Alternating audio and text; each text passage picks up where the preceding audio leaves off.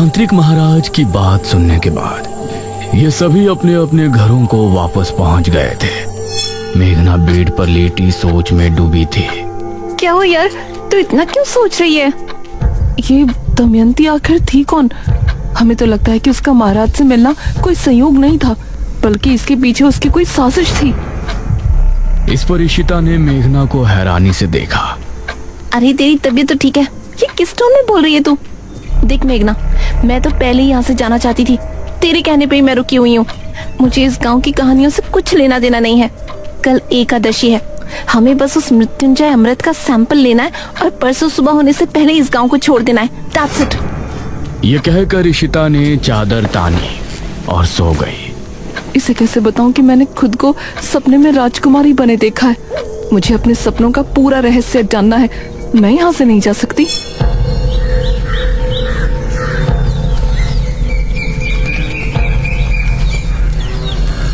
अगले दिन इशिता और मेघना आपस में बातें कर रही थी।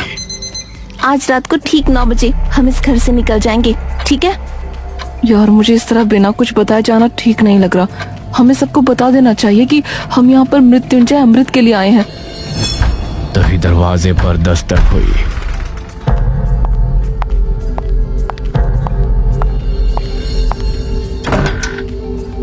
अरे अनुज, तुम? हाँ मैं। क्या बातें चल रही हैं? तुम लोग आज रात मृत्युंजय अमृत को लाने की बात तो नहीं कर रहे ना? नहीं नहीं, ऐसा कुछ नहीं है। गांव में इतनी प्रॉब्लम चल रही है, ऐसे में हम कैसे मृत्युंजय अमृत के बारे में सोच सकते हैं? हाँ वही कह रहा हूँ। आज रात तांत्रिक महाराज अनुष्ठान शुरू करेंगे। सभी को घरों में ही रहना है। तुम बेफिक्र रहो, हम कहीं नहीं जाने वाले।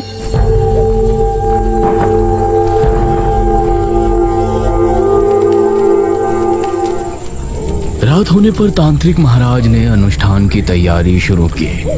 उनके साथ किले में मुखिया और गांव के 2 आदमी मौजूद थे।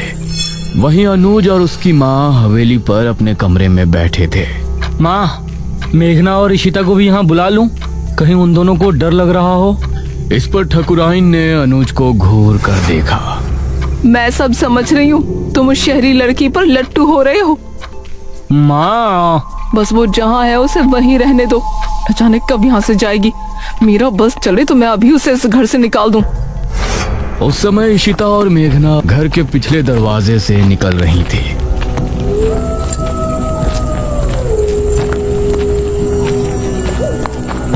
मुझे अब भी कुछ ठीक नहीं लग रहा। ये लोग क्या सोचेंगे? हम दोनों बस यहाँ मृत्युंजय अमृत चुराने के लिए आए थे। मेघना, क्या हो गया यार तुझे? हमारी जॉब, हमारा फ्यूचर खतरे में है। हम इस राजा रानी वाली कहानी में उलझने नहीं आए थे। ये इन गांव वालों की प्रॉब्लम है, हमारी नहीं। तो चल ना जल्दी। ये दोनों घर से निकलकर गली की तरफ आ गई थी। गांव में सभी लोग अपने अपने घरों में बैठे थे। सभी तांत्रिक महाराज के अनुष्ठान के सफल होने की प्रार्थना कर रहे थे। पूरा सामने जंगल का रास्ता। उस समय गांव का एक आदमी राजू सिगरेट पीता हुआ जंगल की तरफ से आ रहा था। अरे यार, आज तो होश बहुत ही ज्यादा है। सिगरेट भी नहीं सुलग रही। कुछ ही दूरी पर उसको इशिता और मेघना सामने से आती नजर आ रही थी।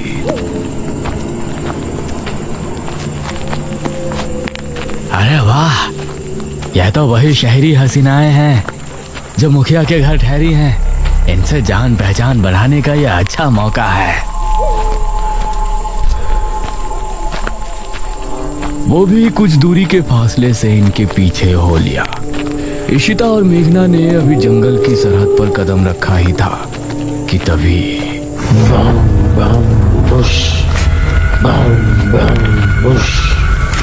इसे सुनकर ये दोनों चौंक पड़ी। अरे ये तो वही आवाजें हैं। निशिर मोलो। और राजू भी इस आवाज को सुनकर डर गया। हे भगवान, निशिर मोलो। राजू का दिल दहल उठा। उसने पाया कि वह आवाज ठीक उसके पीछे से आ रही है।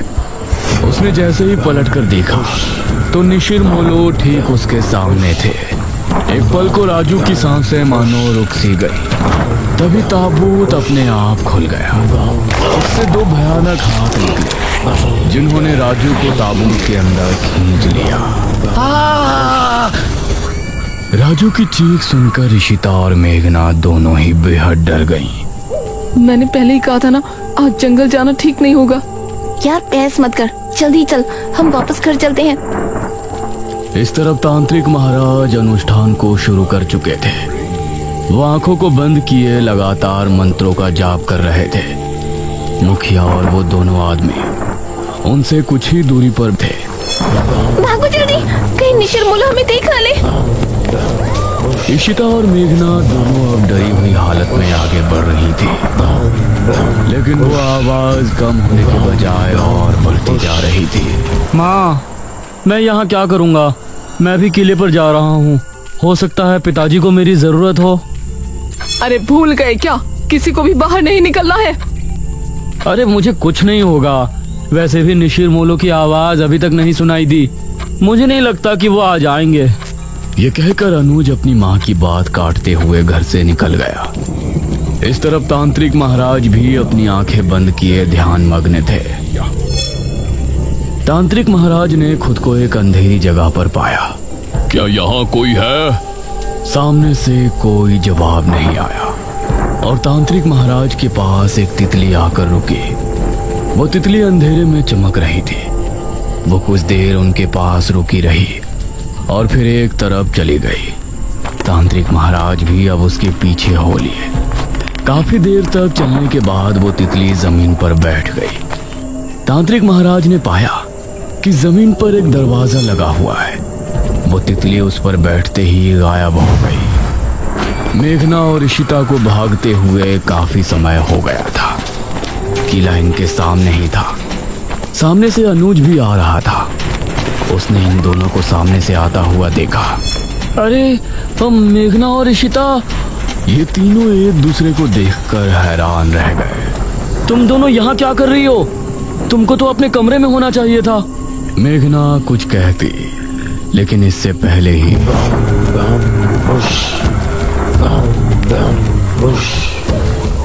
ये क्या, निशिर-मोलो आ गए।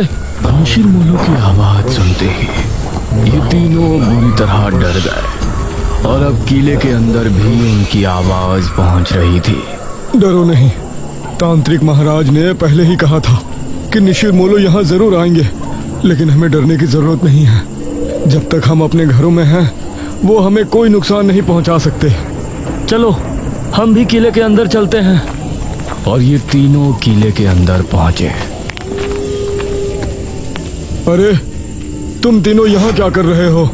वो कुछ नहीं पिताजी। क्या मतलब कुछ नहीं?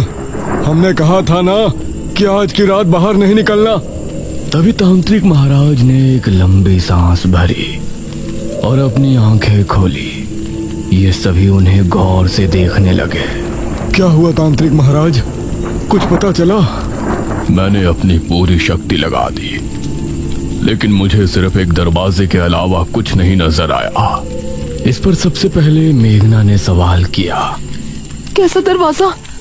वो दरवाजा किसी चौखट पर नहीं, बल्कि जमीन पर लगा हुआ है। शायद कोई तहखाना है। इसका मतलब है कि वो किताब किसी तहखाने के अंदर ही है। ठीक है महाराज, हम लोग सुबह होने पर गांव के कुछ आदमियों को लेकर राजमहल जाएंगे और उस तहखाने को ढूंढेंगे। हाँ, यही विचार ठीक होगा। अब आप लोग अपने घरों को जा सकते हो। ध्यान से जाना, निशिर-मोलो अभी भी तुमको रास्ते में मिल सकते हैं। जो आ गया महाराज। मुखिया अनुज और इन तीनों के साथ घर की तरफ रवाना हो गया और बाकी सभी गांव वाले भी अपने अपने घरों को चले गए। अनुज, तुमने बताया नहीं कि तुम तीनों यहाँ क्यों आए थे? वो पिताजी, मुझे आपकी चिंता हो रही थी और इन दोनों को भी ना जाने क्यों घर पर डर लग रहा था। इसीलिए ये भी मेरे साथ चली आई। मुखिया को अनुज की बात में सच्चाई नहीं नजर आ रही थी, लेकिन उसने आगे कुछ नहीं कहा। कुछ देर बाद ये चारों घर पर पहुंचे।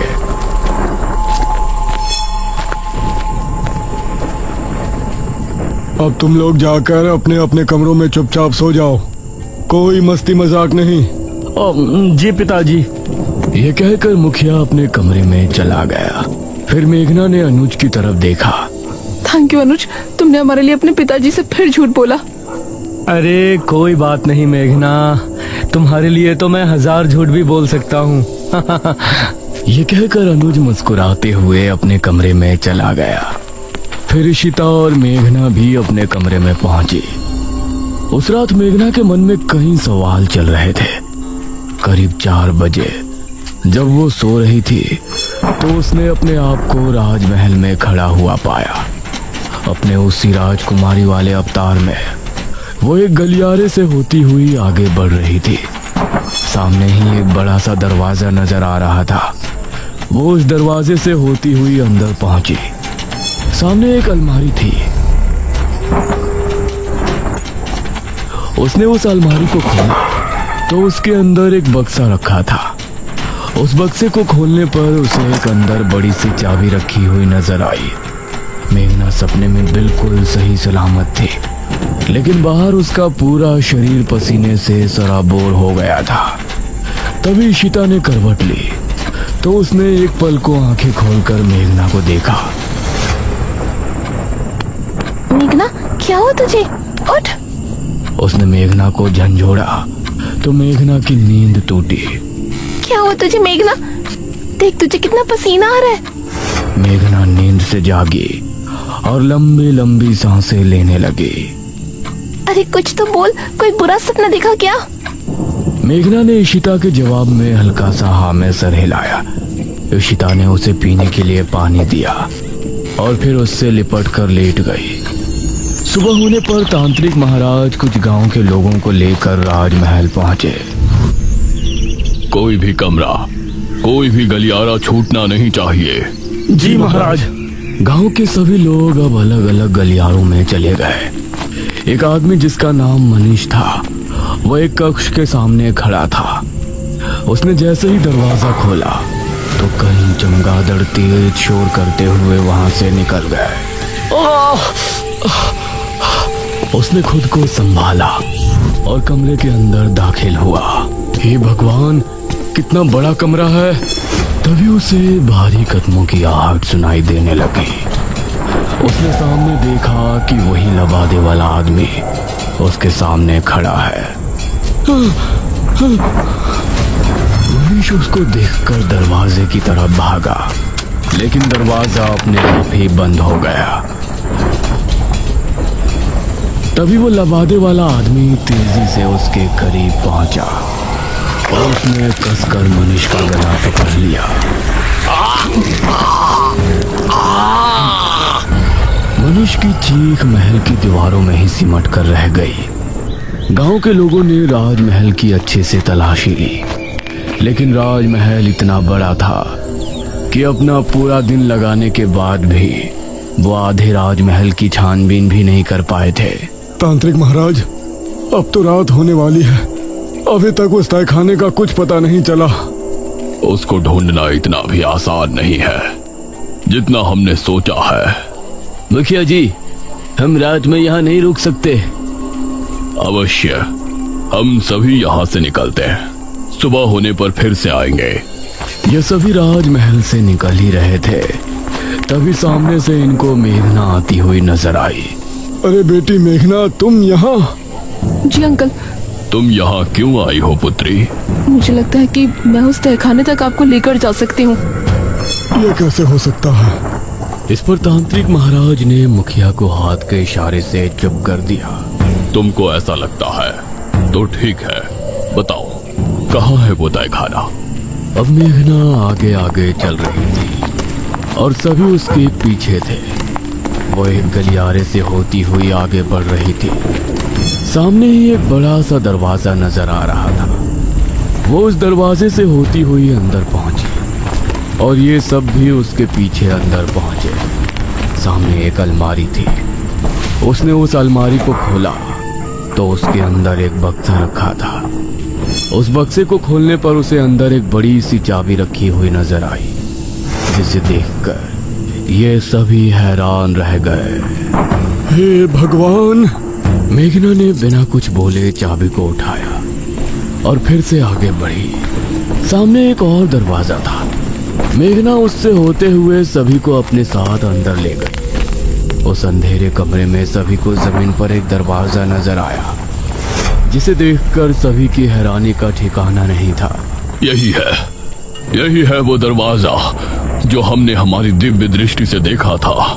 उस दरवाजे पर एक छेद था। मेघना ने उस छेद के अंदर चाबी लगाकर 3 बार घुमाया। अब इसे उठाकर देखो। तांत्रिक महाराज के कहने पर 2 आदमियों ने दरवाजे को उठाकर देखा तो वह आसानी से उठ गया। दूसरी तरफ अनुज और इशिता घर पर मौजूद थे। अनुज, मेघना कमरे में नहीं है। क्या मतलब? कहाँ गई अब वो? मुझसे तो टॉयलेट की बोल के गई थी, अब देखा तो वहाँ भी नहीं है। यह सुनकर अनुज हैरान रह गया। इस तरफ राजमहल में ये सभी तहखाने के अंदर पहुंचे। वहां एक शीशे के बक्से में एक किताब रखी हुई नजर आई। हाँ, यही है बेरमपुर पुराण। सभी किताब को देखकर खुश भी थे और हैरान भी। पुत्री, इसे उठाओ और फिर हम किले पर चलते हैं। मेघना ने जैसे ही किताब को बक्से से उठाया तो अजीब सा शोर उत्पन्न हुआ। यह कैसी आवाज है?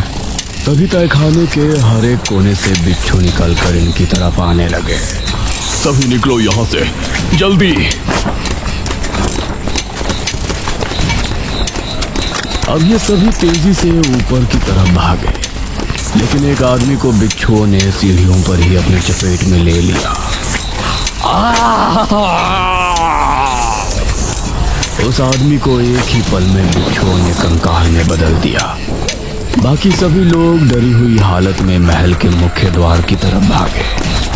मेघना सबसे आगे भाग रही थी। दरवाजे से होते हुए ये महल से बाहर निकलने में कामयाब हो गए, लेकिन ठीक दरवाजे पर जो आदमी सबसे पीछे था उसको भी बिच्छुओं ने अपने चपेट में ले लिया। और उस आदमी की चीख पूरे राजमहल में गूंज गई। इन लोगों ने अब अपने कदमों को रोका नहीं और किले में पहुंचकर अपनी सांस तोड़ी। तांत्रिक महाराज ने मेघना को गौर से देखा। पुत्री, इस किताब के बारे में तुमको कैसे पता चली? उस समय अनुज और इशिता भी वहां पहुंचे। अब ये सभी मेघना की तरफ ही देख रहे थे, लेकिन मेघना की नजर उस किताब पर थी जिससे कई रहस्यों का खुलासा होने वाला